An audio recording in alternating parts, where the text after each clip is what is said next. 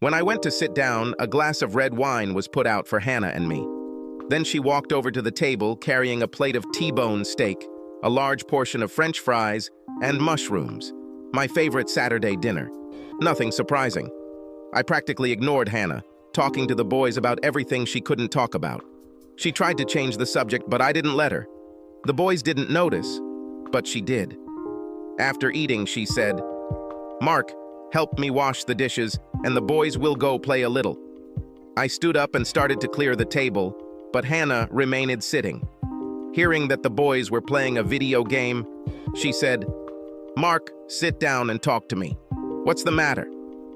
I returned to the table and sat down. Then he said, "Can you really ask this with a straight face? If you don't know what's going on, then this marriage has even bigger problems than I thought. Let me explain to you.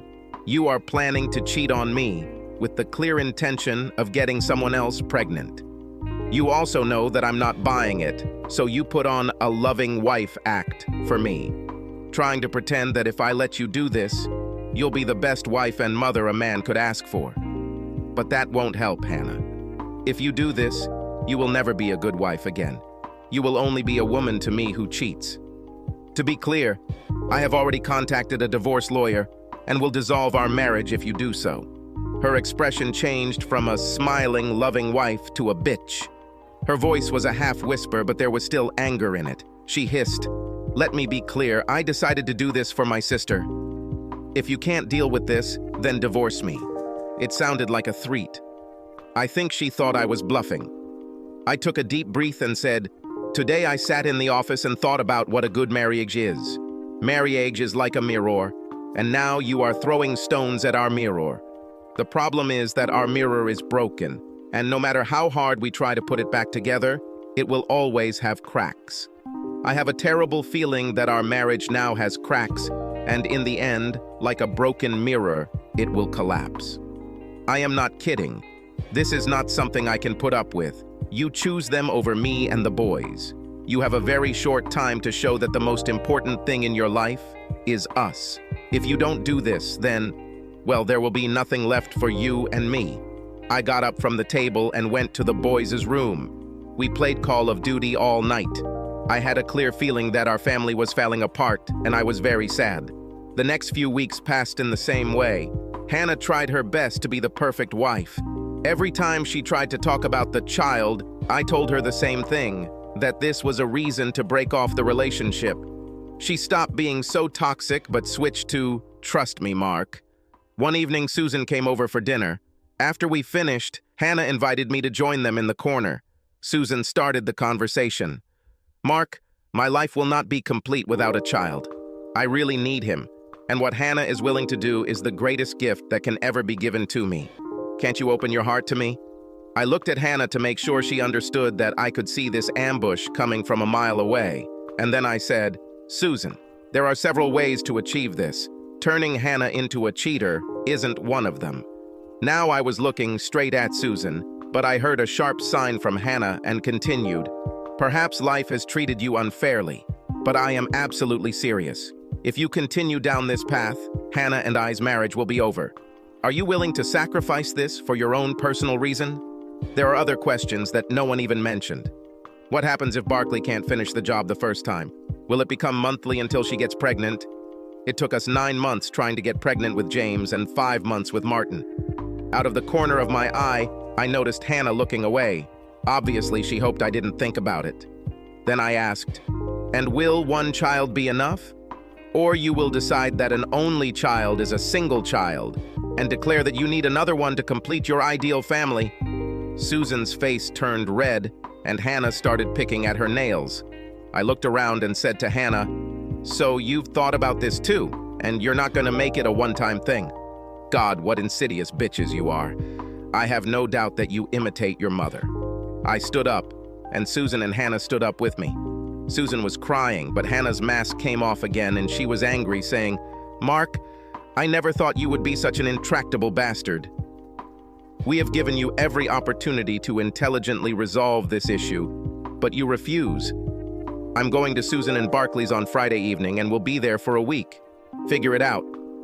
I just said, "Well, Don't bother coming back here. On Friday, you will be served at their home, and your things will be in the garage. I've met Liam Strong 6 times in the last 3 weeks. The business and trust fund are securely protected by the prenuptial agreement. The land and house belonged to me before marriage, so all I had to do was share our investments and savings with Hannah.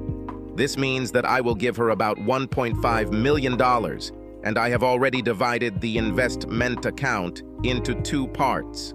Our state is a no-fault state, but it has laws against unreasonable behavior. The WhatsApp messages and recording of the meeting were enough to show that Hannah was making unreasonable demands. Additionally, the fact that she was hospitalized while pregnant meant that I would most likely get custody of the boys. As I left the kitchen to go to my room, I texted Liam. She goes ahead.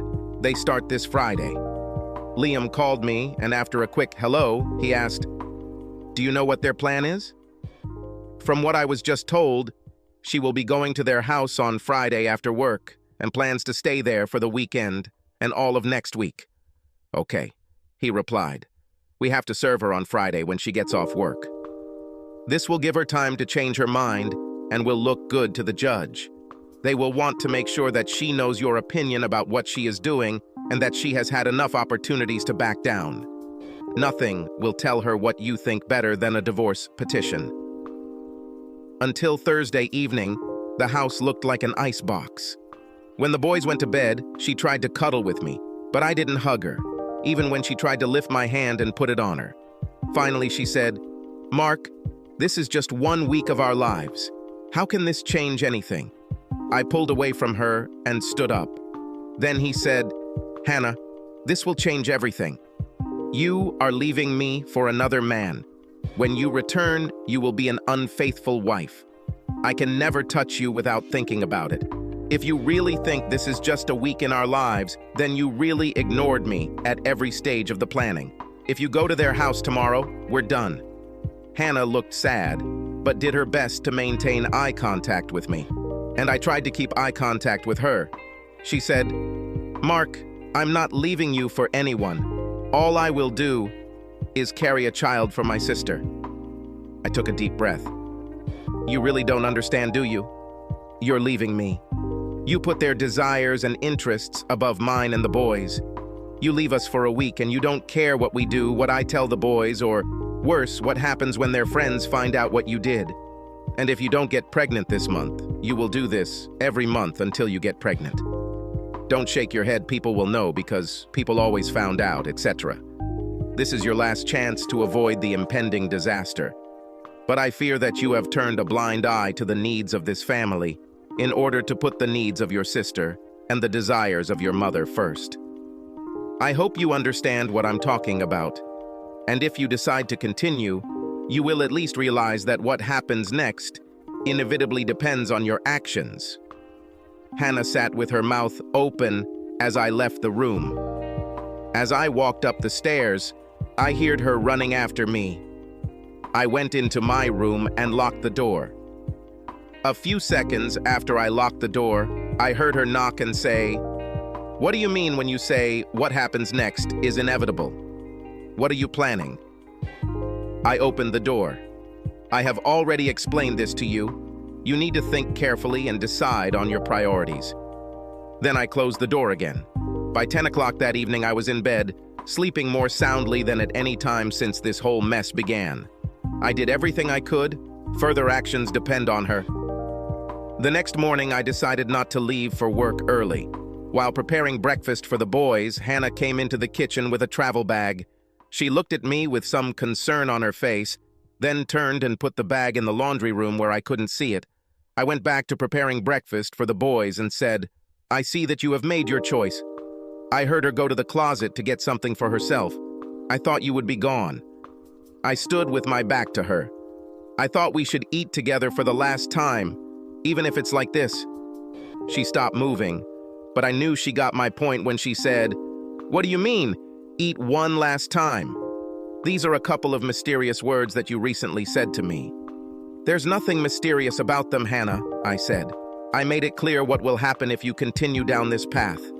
You simply decided to ignore my extremely clear warnings. So please, stop trying to insult my intelligence." She turned to me and I turned to her. For the first time since this confusion began, she realized that I was serious. Concern was written on her face as she said, "Now I can't refuse. I'm afraid for Susan's mental health if I do this." I shrugged. "Our family has long been the second most important." Then he shouted, "Boys, breakfast is ready." I took the keys and said, "See you," and walked past her to the door. She grabbed my hand. "Didn't even kiss you goodbye?" To which I replied, "No, thank you, I don't want to take anything away from Barclay." I pulled my hand out of hers before she could move and walked towards the door. When the door closed, I heard her crying, "Mark, please, I need you by my side when I do this."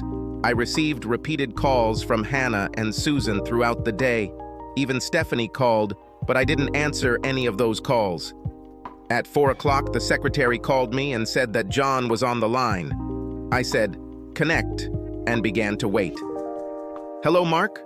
I know it's a shit show, but it turned into a battle of wills. Hannah thought you would agree, but you fought it every step of the way. Now she thinks that if she backs down, she will feel like a loser. What can be done to fix this?" I took a very deep breath. "I'm sorry, John, but there's nothing we can do to fix this. If I let this happen, I'll lose my self-respect. I'll never be able to look at myself in the mirror, and I'll never be able to touch Hannah again.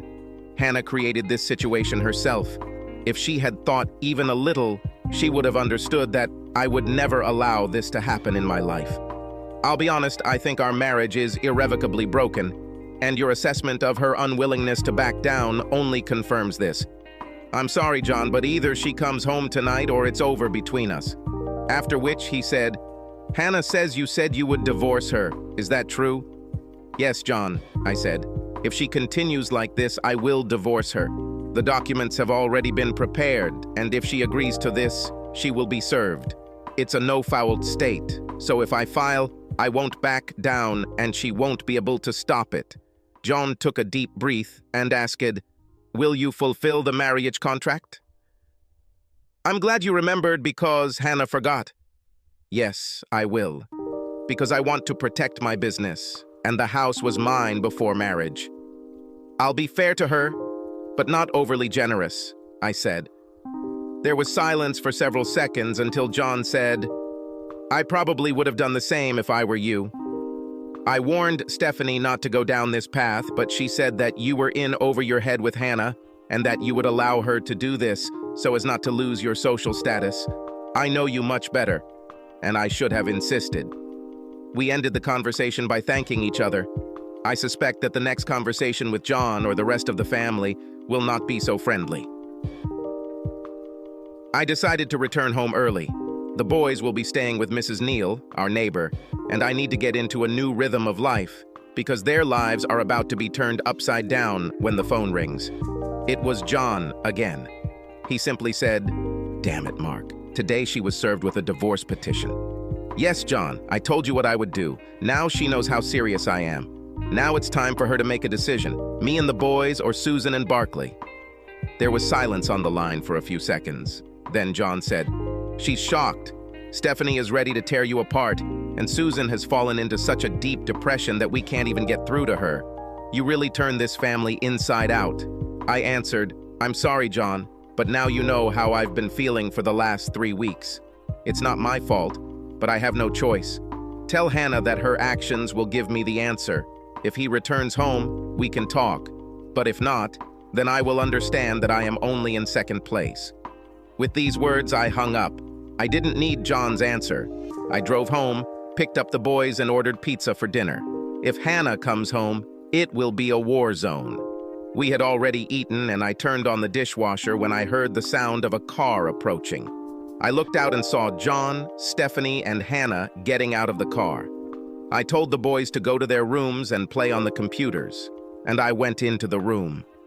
Now I hated this room, because so many bad things had happened in it lately. Stephanie burst through the door first, followed closely by John. Her face showed rage, but John grabbed her. "Stephanie, we are here to help. not to make things worse. You should let Mark and Hannah talk. Stephanie spun on her heel. How could things get worse? This simple man is preventing our daughter from giving us grandchildren. I won't put up with this. I saw the look on John's face and suspected that Stephanie, even in full anger, caught the same look and had the good sense to remain silent. Hannah walked behind as if to the gallows. She was holding a brown envelope in her hand. She was crying. That was obvious. She sat down on the three-seater sofa, looking at me, sitting in the only chair. John sat Stephanie down at the kitchen table and then put on the coffee. Hannah looked at me with her red eyes. "Is this your last word on this issue?" I answered briefly. "Yes." Hannah suggested, "Is there really no possibility for negotiations?" And again, I answered with one word. "No." "I talked to my sister and mother, but what about IVF?" Hannah asked. I was so disgusted with the way I was being treated that I actually felt nauseous at her question, so I wasn't going to feel much compassion for any of them. "Hannah, I already said this 3 weeks ago, but you just wanted to do things your way. I don't think I can trust you not to sneak out and cheat on me behind my back. So it's too little, too late. You can donate your eggs and hire a surrogate mother. I'll even pay for it. But you treated me so disrespectfully that I will not agree for you to bear the child." I saw Stephanie start to seethe again, but John put his hand on her shoulder. "Stephanie, you shouldn't get involved in this. We ourselves are to blame. Hannah and Mark have to figure it out on their own." Hannah cried quietly. I didn't want to be the bad guy in this situation, but it was clear that everyone was going to make me out to be one. Hannah raised her head. "I don't want to get a divorce. I need you. How can we fix everything?" I took a deep breath. To be honest, so much water has already flowed under this bridge that I don't know if we can. But let's try. The first thing to do is to put an end to this entire proposal. Your decision to exclude me from the discussion and subsequent proposal is unacceptable. If you want to continue acting as Susan's surrogate, I will continue with the divorce. Next, we need to rebuild our marriage. I gave you the opportunity to be yourself, but you seem to take that to mean that I would agree with whatever you did. A wife who respects her husband as an equal would never offer what you offer. A wife who understands how much her husband puts into his marriage vows would never even think that this is acceptable. So, we need to think about how to fix a broken mirror. Using the phrase broken mirror made her jump. You said this before. He said that a broken mirror can be repaired, but the crack will always be visible in it. Will our marriage really be like this? I looked into her eyes and said, "I'm afraid so." By this point, Stephanie was beside herself with outrage. She stated, "What about poor Susan? You're depriving her of her only hope for a child." Without taking my eyes off Hannah, I said, "Hannah, you can collect your eggs. At the clinic, they will be fertilized with Barkley's sperm in a test tube and implanted into a surrogate mother. They have such a service. But Hannah, as soon as your eggs are collected, I expect you to have your tubes tied. A few years ago, we decided we weren't going to have any more children, but Hannah said she didn't want to be sterilized. She said that her periods make her feel special. She took pills to prevent accidents. When I mentioned tubal ligation, she turned pale. Please don't make me do this." I just shook my head. "You really don't understand what's going on. You were ready to play games with your body. The only way I can guarantee you won't do this again is by taking your body out of the equation. This means making sure you can't get pregnant the good old-fashioned way. Sorry, Hannah, but when you play with fire, you can get burned." I don't know if Hannah was devastated or furious. She was crying when Stephanie spoke again. "You really are heartless." I turned and said, "I learned from the best, Stephanie. Hannah agreed to sterilization if I stopped the divorce. We agreed that I would put the divorce on hold and end it the day she went to the hospital for sterilization. A month later, we were sitting in the IVF clinic. The clinic helped Sarah and Barkley find a surrogate mother, and John and I paid her $10,000 each. The egg retrieval procedure was simple, but left Hannah in some minor pain. A week later, Hannah went to the hospital to be sterilized, and I went to the judge to withdraw the divorce petition, which he granted without question. Life continued seemingly normally, but our once very active sex life faded away, and we regularly sat in separate chairs in the evenings watching TV, with nothing to say to each other. The surrogate mother was given 2 viable eggs about a month after the retrieval. Unfortunately, she suffered a miscarriage in the 3rd month. No other eggs were viable, and Hannah could no longer provide them. Hannah stopped hosting family events at our house, and I happily avoided events in other places. It doesn't take a genius to realize that we are actually 2 people raising children who have a piece of paper saying we are married, but no real relationship. Everything I predicted came true. Hannah proposed a hopeless situation, and such an outcome was inevitable. The loser, Hannah, could not stand the winner, me. This went on for 10 years. We did everything for the sake of the children: sports, events, parent committee. No matter what, I was there, and Hannah was always by my side. All our parents were jealous of us, but at home we had a different life. Of course, we shared a bed, but there was no intimacy. We had sex, and over time, the frequency of this sex increased, even reaching 2 or 3 times a week, but there was no love in it. Both made sure that the other got pleasure, but they always slept with their backs to each other. Martin started his own business at the age of 16, creating apps that he sold in various app stores. Things were going well for him when one day a large company from San Jose came into town and offered him a 7-figure sum to buy his business and also work at their enterprise with a 6-figure salary per year. He was 20 years old, and he jumped at the offer. He and I drove to San Jose to look at the location, and he rented a house in a gated community just off the freeway. James was 22 years old and had just married his college sweetheart. Both were accountants and worked for John. They rented a small house, but real estate prices in our city had risen sharply, and so far they could not afford to buy. I set up a trust fund to buy them a house. Hannah and I had become empty nesters, and it was clear that neither of us wanted to say anything to each other. 2 weeks after James's wedding, Hannah asked me to come home early. I arrived and saw her sitting in the kitchen with a suitcase in her hands. She cried, but then she began, "Mark, I think we both knew this was coming."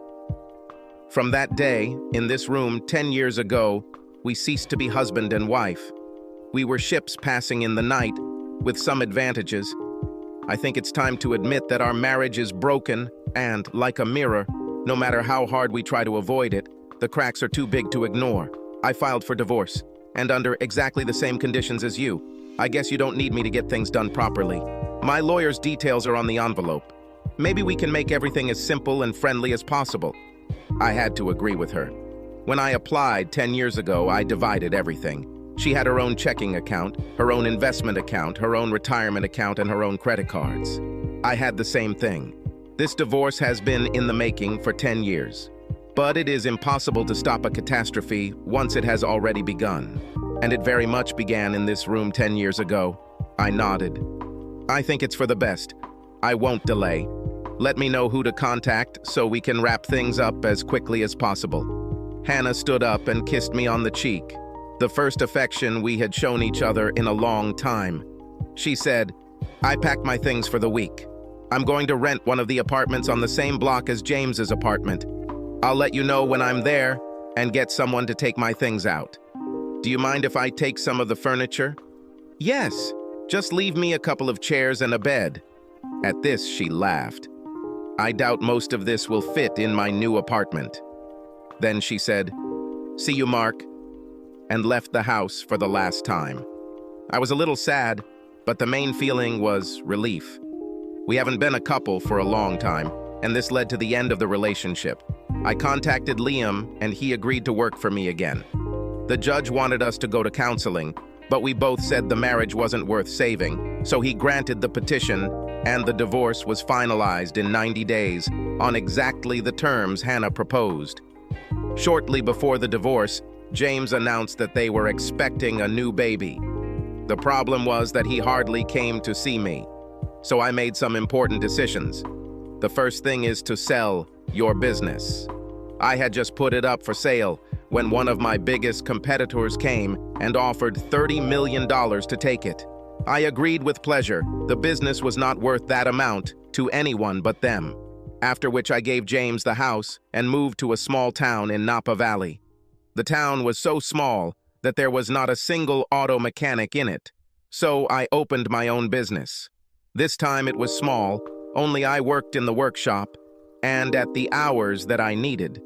Even better, Martin could now work most of his time remotely, so he came to live with me in my new home, working from the office we set up in the basement. I went back and forth to our hometown. James was still a little upset about the divorce, but he wanted me to be involved in baby Jane's life. I liked visiting her. About 2 years after she was born, I met Hannah at the house. She was dating a doctor who was one of her clients. I was happy for her.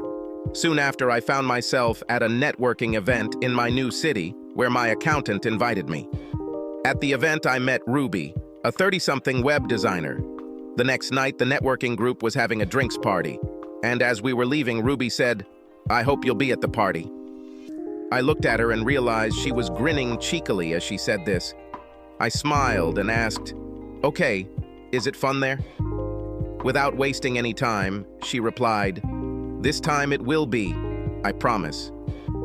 Ruby was 20 years younger than me, but she consumed me that night. We never got married, but after that night I never lacked company. After her miscarriage, Susan was devastated. She started going to counseling, then quit her job and went back to college to become a teacher of special needs children.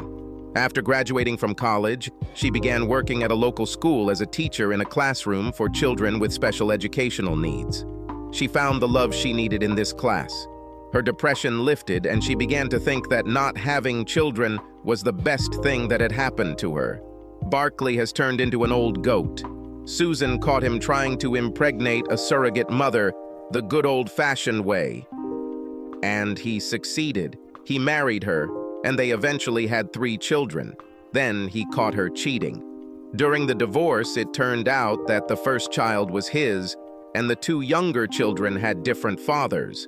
Since he was indicated on the child's birth certificate, and the biological fathers could not be found, alimony payments began to be withheld from him. Now he lives in a rather disadvantaged area of the city, where most of his clients came from. His ex-wife basically turned the kids against him, and he doesn't see them. I have a feeling he regrets ever having kids. Subscribe to our channel so that your second chaff doesn't cheat on you, and go ahead and listen to the next story, because this story is nothing compared to the next one. If you're under 18, don't even think about listening to the next one.